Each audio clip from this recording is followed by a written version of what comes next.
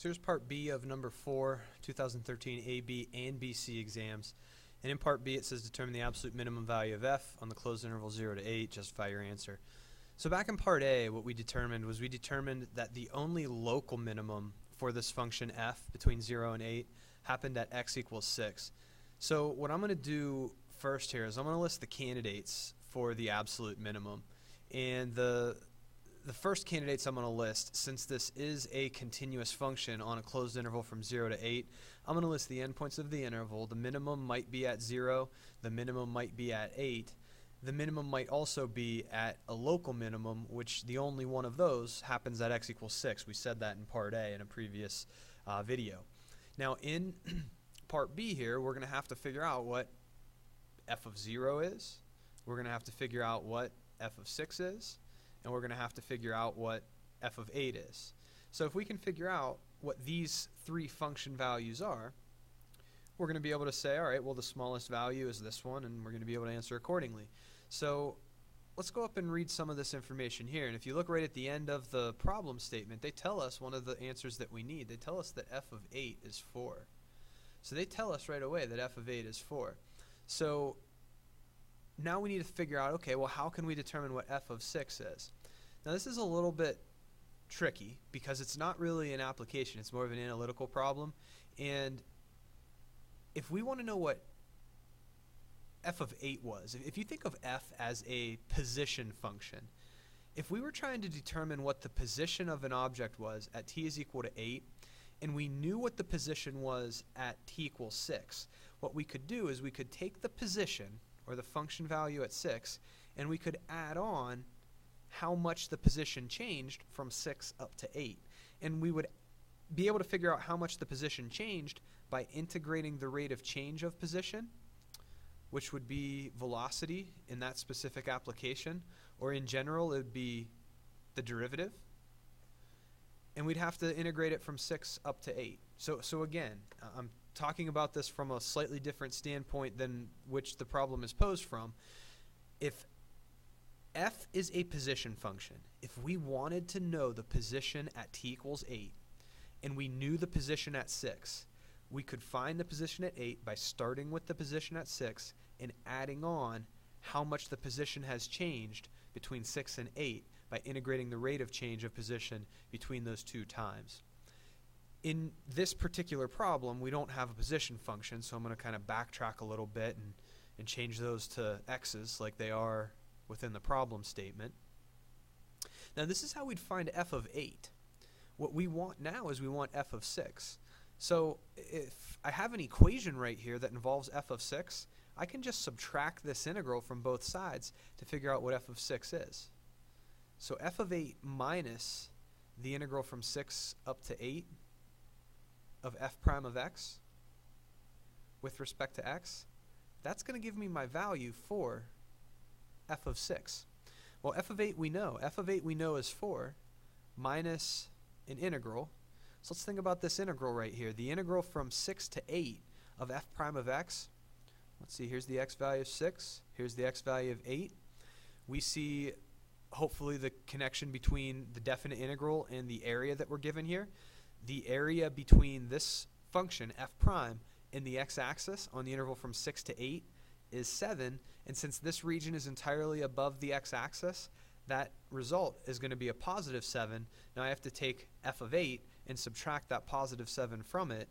That's going to give me what f of 6 is, and that is of course going to give me a value of negative 3. So f of 6 is negative 3. We want to do something similar to figure out what f of 0 is. Now that we know f of 6, I'm going to kind of use that as my starting point. So let's again kind of go back to what we were discussing here. Normally we'd be moving forward on the x-axis or the t-axis rather than in reverse. So I'm going to talk about how we would move forward and then adjust it to allow us to move backwards. So if we were trying to figure out what f of 6 was, and we already know what f of 6 is, we just computed it, we could start with f of 0.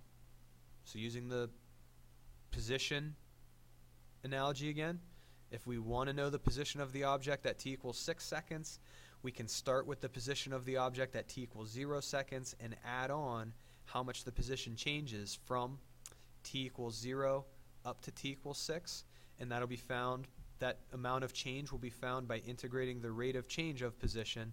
In this case, we'd be integrating the rate of change of our function, and the rate of change of our function is the derivative of our function. So what is f of 0 going to be? Well, it's going to be f of 6 minus this integral right here. So f of 6 minus this integral is going to give me my value for f of 0. So let's think about this integral right here. Now this is going to be a little bit trickier than how we were discussing the integral from 6 to 8 because of the fact that we have some area that's below the x-axis on this interval. So we're doing the integral of f prime from 0 clear over to 6. Now the integral from 0 to 1 of f prime is going to be positive 2. Right, 2 square units here, it's above the x-axis. The integral from 1 to 4 of f prime is going to be positive 6. So we're going to have positive 2 plus positive 6, but then the integral from 4 to 6 of f prime is going to come back not as positive 3, but as negative 3, since this region right here sits below the x-axis, and a definite integral computes signed area. And so if we go ahead and try to simplify this a little bit, and I need to scroll down just a little to finish this up.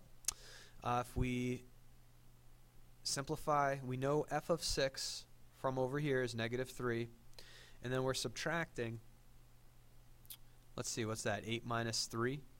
So we're subtracting 5, right? 8 minus 3 would be 5. So negative 3 minus 5 is going to give us our result for f of 0, which would be negative 8, and we end up with a function value at 0 of negative 8, and it definitely does seem that our absolute minimum is going to be at 0, and that absolute minimum value is negative 8.